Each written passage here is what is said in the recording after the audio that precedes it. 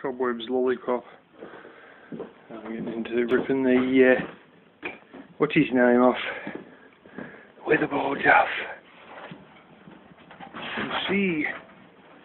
I'll show you the real thing in a second. I'm just, getting a few out here, and of course they come right through into the bathroom, so I've got to pull the bathroom side out. I'm going to have to brush out a bit of this rubbish off the blooming studs. There's cobwebs everywhere. And a little bit of sheet metal right where a couple of boards join there, and one of them ends in the middle. I think it's that one ends in the middle there.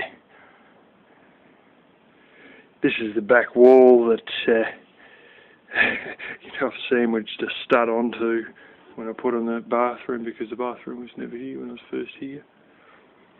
Right below the concrete floor of the bathroom there was actually an entire bloody almond tree that was probably about 9 or 10 inch diameter stump, and I had to cut that off, lowered the ground, and then poured the concrete over the top of that. So you'd walk straight out and just about headbutt a bloody tree when you come out this door that has now become the bathroom door. It's amazing how that expansion foam gets so excited. I think it sort of bowed out the thing here a little bit, but I really didn't think I'd put quite that much in, but these things happen. This is my cheap temporary replacement. That's, well, not a temporary replacement, it was actually just 2 old corrugated iron sheets that were just hanging and split in half, and the water was just pissing in. I thought, what am I going to do? So I put those in there and insulated that part. So that's one part of the wall that's insulated, and probably that part as well. And the rest isn't. I'm not going to bother insulating this stuff today, to be quite honest. Well, that's bloody tempting. I might actually. See, we've got it open, and we're not going to have it open a long time. I might just have to do that. Not necessarily the silver paper, but just the bats. I've got some bats in there. Anyway, so we've got to rip this one here off, and that's pretty much it. And, the rest of these need a good sweep. Little cobwebs all getting over everything.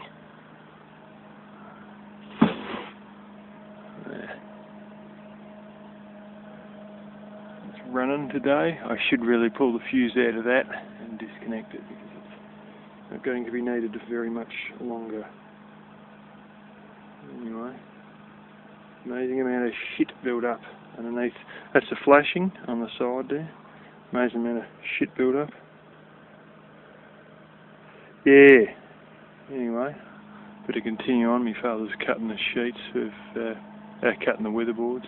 This one we're going to do a little bit different. We're going to sort of come to here, stop, and then start again there, because there's only like about 1.5 inches there, and I'm probably just going to fill that completely with foam, or with like little offcut, because we've still actually got a few little offcuts from last time that would probably fit across there. But probably just end up being expansion foam. I've got a can that I haven't used for a long time. It might be blocked, so I've got another new can in case the old can's not going to squirt. I'll grab hold of the new can, but you can tell she's definitely had her balls up. There's little blooming borers in it, and the whole lot's sagging out. As you can see, it's just fucking rubbish, basically. But that's what we're doing. We're getting rid of the rubbishy ones. And I decided I wasn't going to do it, but I decided to also do that one there. And because the last bloody big wad of that stud was covered in blooming silicone. And yeah.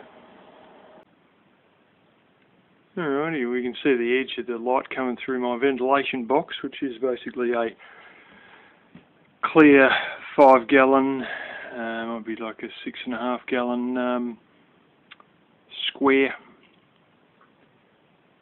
water container, drench container as we call them over here. You can see the light seeping through there, and then I've got my little cover over it, and that's my ventilation up near the ceiling. It's only probably like about 1 foot from the ceiling, at least the top edge is, for when I'm trying to cool the place down when it's been a warm spring day but a cooler night. And I'll get all the cold air in with the evaporative cooler blower. I just use the blower in it for the air transfer to suck the cool outside air in and blow out the hot air that's built up in here during the day. And we're doing the one on the bottom of that right now, only to find that the reason she's a little bit bad is there's a little bit of borer in it, not termite fortunately, but just borer, and it's sort of eaten into the bottom of the one we're replacing, which is why we're replacing it, but, and you can't really see this, the top of the one below it, where they overlap, and the overlap is actually shit more than an inch, which is a fair bit. That's probably about the right amount, to be honest. But anyway, that's what this cover is. Turns out where the flashing, this corrugated iron actually acts as a flashing, that's why it's vertical. Where the flashing ends is right where this stupid weatherboard ends. And it's in the worst possible spot to get water into it. They've basically done a join, much as what you can see right here. But it's right where my flashing wouldn't quite reach it, and the flashing stops like about 3/8 of an inch before it, or something like that. Not even half an inch before it. And then it starts again, and you would assume that with this flashing here, that's one of the original ones they put there, probably in the 1800s.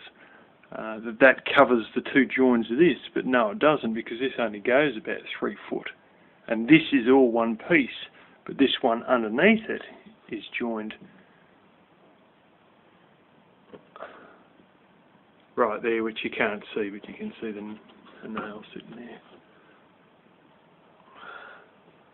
Yeah, you can't really see it. Hang on.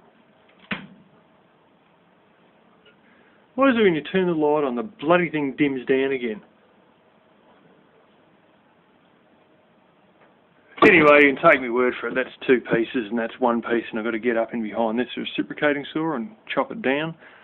This flashing has always been bent out like that. It used to be bent down and all the water would keep trickling down here, and shit, which is part of the reason why this is not looking in terribly good shape. So I realised that one day as I was having a shower, and I just thought, stuff this, so I grabbed hold of the end of it and just bent it out with my hand, and the problem was solved. And then all it does is just hit the concrete floor, and I've got a little, I set a bit of 20mm conduit in there to create like a little gutter, and then that usually just fills up with all the dirt off my boots, but anyway, can capture any of the water and just sends it out, as opposed to trickling down and making all this shit all wet.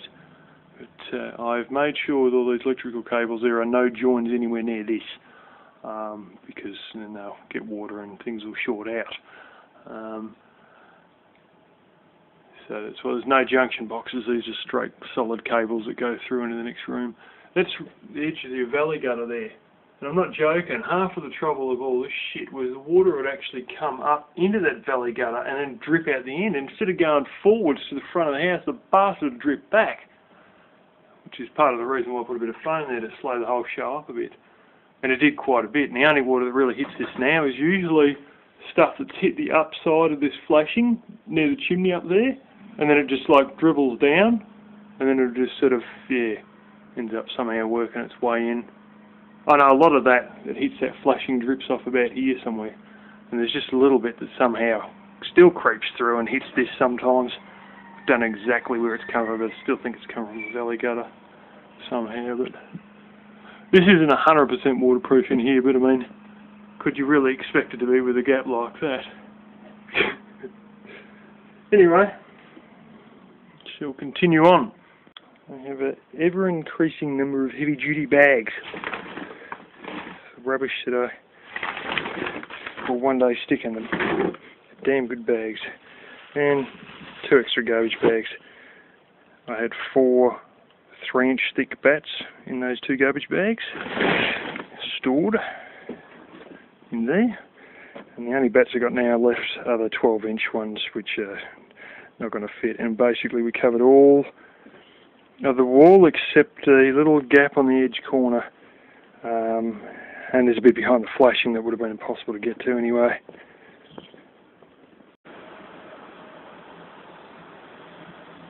Here's the other one. The borer's got into it. So the other board's only just going to bloom in, but we're going to try and deliberately line that along there, and then probably silicon that entire join to stop it from creeping back up. But this is what you get with years of sort of nobody really looking at it, nobody really painting it or maintaining it. How's this? About 14 inches apart. That's your beam there where you hit your top of your flat, and then as you go along your gable they change to that, which is the same way they've done it as at the front. Bit of fun and games. Whole shitload of these. Think, oh yeah, they're fine, they're good. 40mm. Honestly, it's 5mm, which is just a tittle under 1/4 inch that's actually going into the wood. And of course, you know, these ones just started spinning, didn't they? And that one made it, and this one didn't make it. And if I go inside where it butts up to the door and I can get it just to go completely flat, and I sort of push it and sort of countersink it a little bit, yeah, it'll hold pretty well with a 40mm. These handful of 50mm that have had a bit of a previous life secure it quite nicely, but because then there's more than ½ an inch in the wood, because ½ an inch is 13mm and you get about 15mm in the wood, so yeah, that's stalled us until after lunch, so we decided to have lunch. And fortunately, even though I've only got 2 of these 50mm left, I remember a little while ago my grandfather died, and he had a lot of stuff in inches, and tons of nails, and still a fair heap of screws, and well, we ended up taking home the entire lot. I didn't. My father ended up taking home the entire bloody lot. So we have literally a couple of boxes worth of stuff. Not really necessarily big boxes, but let's put it like this, there are hundreds and hundreds that will fit. And honestly, what do we need? 2 more weatherboards here, 1 there, and I probably won't be affixing to every single one of these, obviously, maybe every second one. We'll get away with a lousy 15, but I told him, there's a 50, yeah, don't say no to a couple of 55mm, there's a 2 inch. And don't say no to getting another, you know, maybe 2 1/4 inch or something like that, because I reckon it could do with a little bit extra purchase anyway. 40 ain't going to cut it, really. 50 cuts it just nicely, but another 1/4 inch would be even better.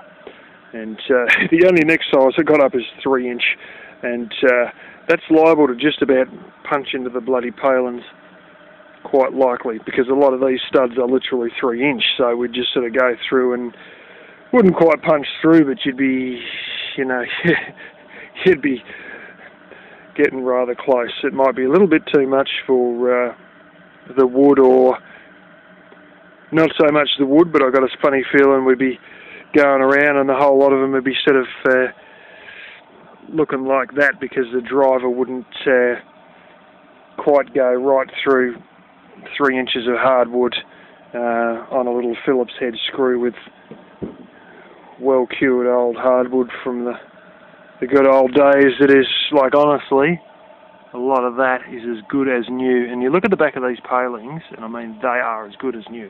They're like something you bought in the shops. That's the palings, not the weatherboard stuff. But then again, one's been kept perfectly dry, and I mean, you rub the dust off that, that looks bloody beautiful. It's like the day it was made. And so these, you know, these studs aren't too far back from the day they were made. But weatherboard's obviously taken a hit over the last... I never really specifically tell you guys, but I know for a fact that there was a kid living in this house going to the local school, according to the school register, in 1898. So there's quite a chance this house was put here in 1897. That's no guarantee, but that's a more definitive, the most definitive date I've got is 1897, when this place was put here. And I believe the way it's all been done, this has actually been taken from another city by horse and cart as two halves. My bedroom and the tool room is one half, and the kitchen and the room I've got the fridge in is another half, and then plonked here. So there's quite a possibility that these are either 1897 or earlier, like about 1850 something. So it's a bloody wonder they've lasted that long. Anyway, I'm going to cut the warp out of that, and Father reckons it'll be a bit better for the weatherboards if I cut it back level to this, and he's right, because I mean that's hanging out friggin' ridiculous. It's damn near 3/4 inches over the where that is. So yeah, I'll start slamming away with the box cutters, and at this rate I might have to actually get a bread knife, because I think that's a fair way down, and go have some lunch.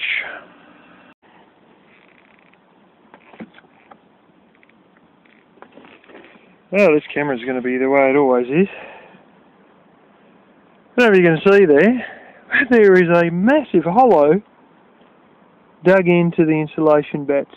Now, when I put all this in, because this has been a fireplace here, but the hearth of it actually comes into my room.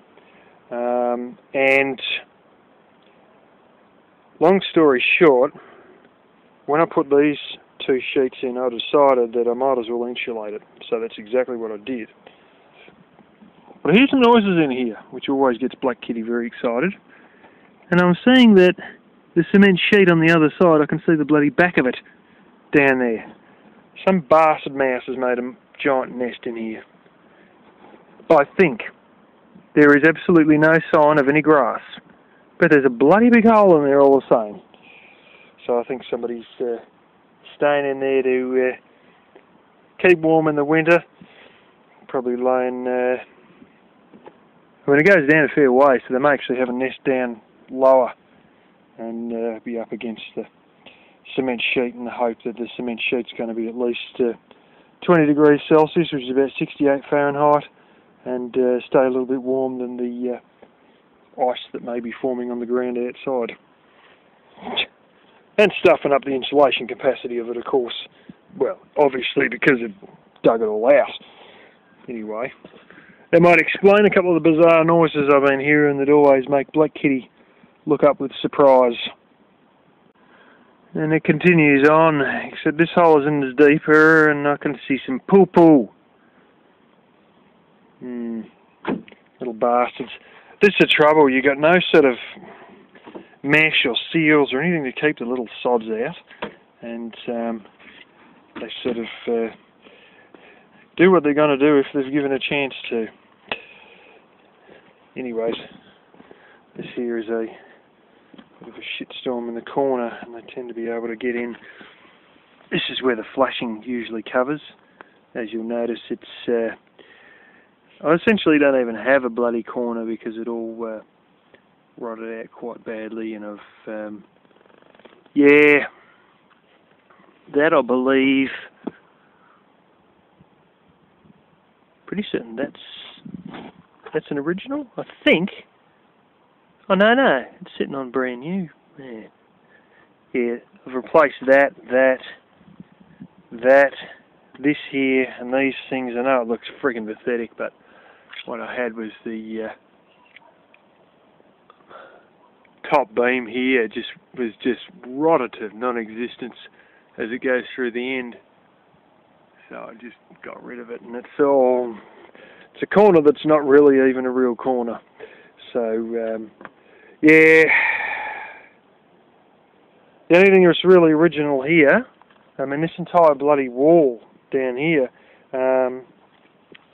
not the wall, the weatherboard one, but this other one, the only thing that's original is this bottom plate. And I got a feeling that this was actually, I know it wouldn't have been put in by my uncle, because all the studs are rotten, and his mate would have forced him to put new studs in. So yeah, this is original because this was sitting on the rocks and everything.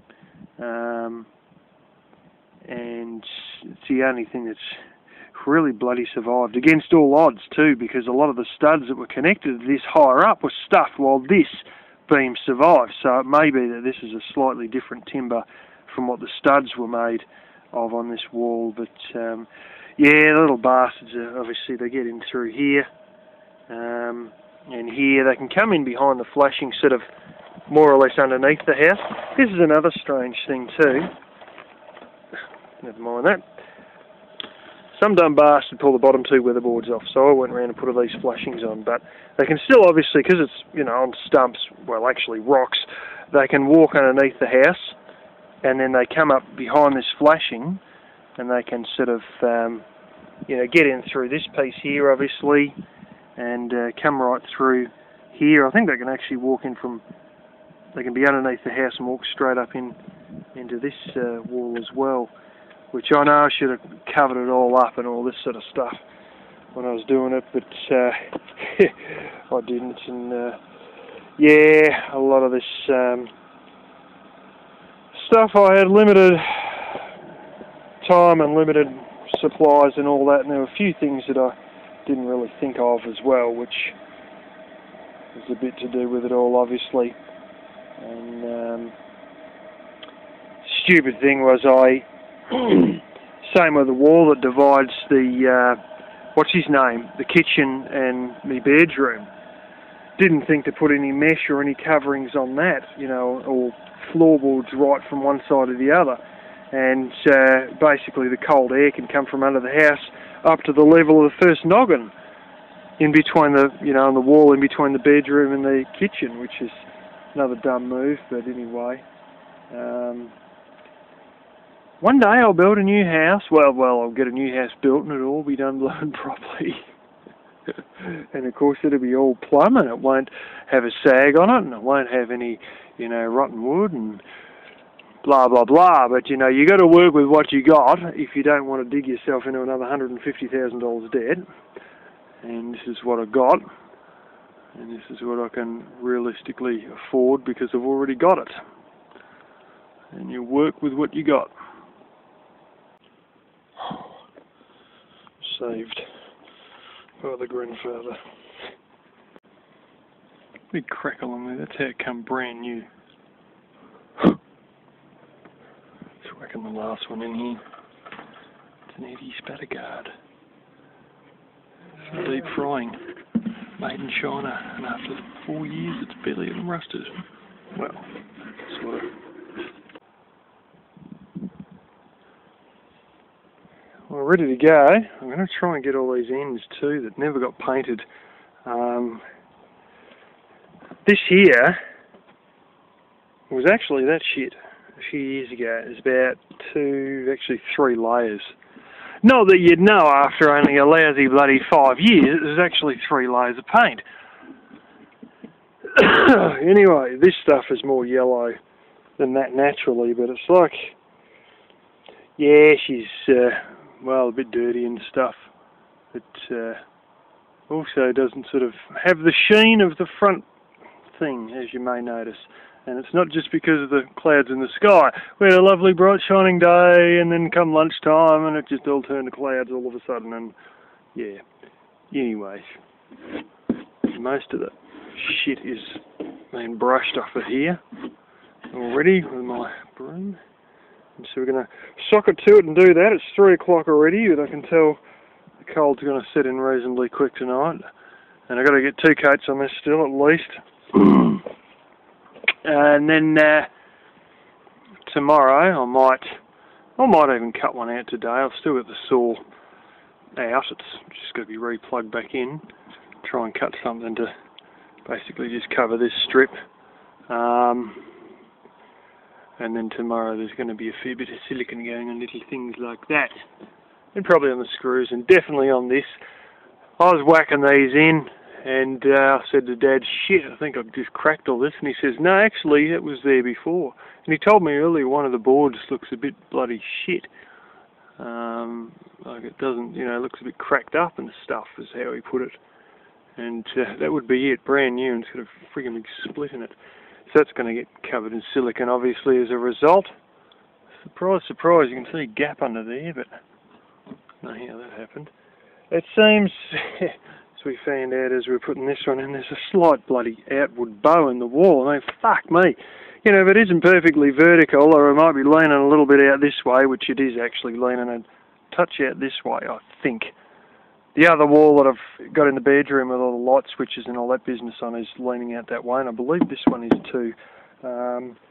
And, you know, it all sort of changes with the seasons and to do with the clay soil, which that doesn't look like clay, which when it's dry it doesn't, and also a lot of that is actually cypress pine shit that's all dropped over there.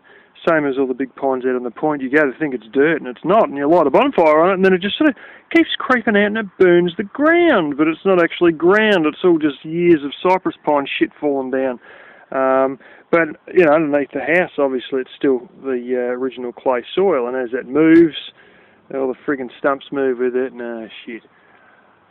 But anyway, we got it up, and if I can get this painted, 2 coats on and dried, then we've got to be right. And I'm only really going to put coats on this. But anyway, I've got to get on with it because I can do this quick because there's only a few boards, but it'll take a while to dry. And, you know, it's 3 o'clock now with clouds everywhere. And when the night chill kicks in, might only be 6 o'clock. Sometimes even might be 5:30. I don't want to find out the hard way, so I'll just get on with it. I haven't done any brush work yet, but I've done everything with a roller. Oh, do you wear gloves when painting? There's a little dibble I got off just from opening the lid.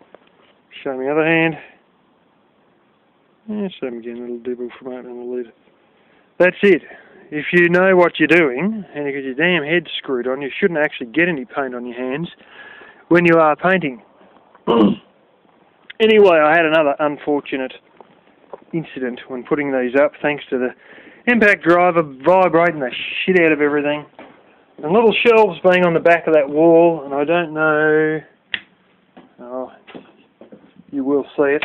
No, I don't know. You will see it when I turn the light on. Friggin' tablet fell off the shelf. And, I don't know if you can see there. Got a friggin' crack on the side of the damn screen. Not on the actual screen, just on the edging, but bloody pissed me off. It's still running alright, I turned it on, so...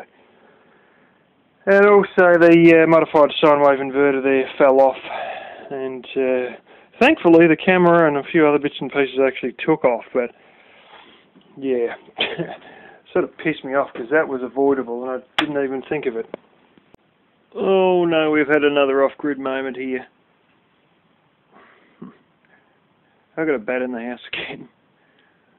Oh gosh. I will get out my good camera, which is sitting on a shelf behind me, but this thing doesn't have the ability to take the SD card from it. But, oh, that would be the tablet. Poor little bastard. Getting a bit close here. You stay there, buddy, and I just hope that the kitty doesn't... Usually they fly off when you're this close, but... Shit, he's got big ears. Once or twice early days I caught a few, and they're... yeah. The ones over here carry a disease like rabies, and if you get bitten you may get that shit, and I don't need that shit. This happens when I leave all the doors open. Anyway, I'll just let him sit there, and hopefully the cat doesn't cause a shitstorm.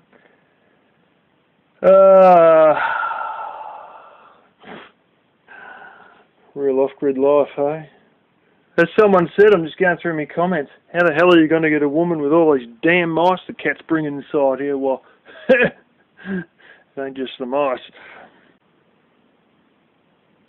It's alright now. I've got my light back and all that. That was strange. I got up, turned my light on, and the light was on for about a minute or so. Yeah, something like that. All of a sudden, bang, the light goes off. Actually, it's probably on for about 3 minutes or something like that. All of a sudden, bang, the light goes off, and I thought, shit. this is a real indicator here, is a little red LED that always stays on the whole time, and that went out as well. So I think my inverter shut out for about, I don't know, 10-15 seconds there, and I was just doing a little something on the computer. It only took me about a minute, and I went to walk out of the room and the little red light's back on again. So, don't know what the hell happened there. I thought it might have been this timer thing playing up or something like that. But that's off, so it's ran its cycle already, so just wonder if it isn't a bloody bad connection or a bad wire or something inside there. It'll do it obviously when you your batteries are dead. No batteries are dead, and also in short outs. And each of these has like just a breaker on them. That one's there.